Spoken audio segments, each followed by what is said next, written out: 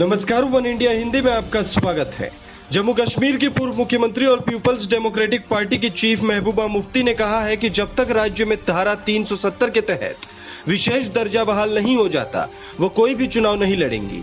महबूबा ने जम्मू कश्मीर स्थानीय निकाय चुनाव नतीजों को उत्साहजनक बताया है।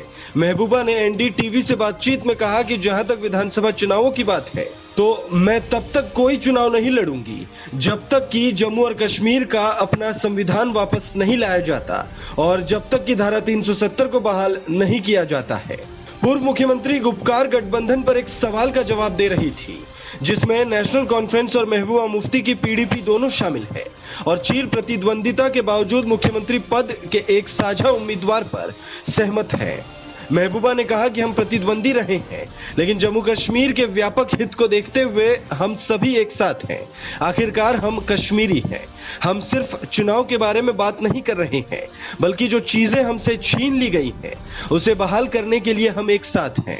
उन्होंने कहा कि जब भी विधानसभा चुनाव होंगे हम एक साथ बैठेंगे और मुख्यमंत्री के मुद्दे पर चर्चा करेंगे। मैं इस दौड़ में नहीं हूं।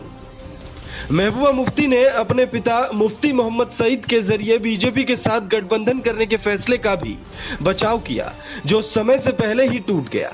उन्होंने कहा कि मेरे पिता ने शैतान के साथ एक सौदा किया। उन्होंने मोदी के साथ हाथ नहीं मिलाया, लेकिन भारत के प्रधानमंत्री के साथ कश्मीर की समस्याओं को हल करने के लिए हाथ मिलाया था। मेरे पिता ने एक गठबंधन के जरिए बीजेपी को जोड़ने की कोशिश की थी। हमारा एजेंडा वही था और हमने अपनी शर्तों पर गठबंधन में प्रवेश किया था। वो सब कुछ मान गए, लेकिन सरकार गिरने के बाद उन्होंने वही किया जो वो चाहते थे।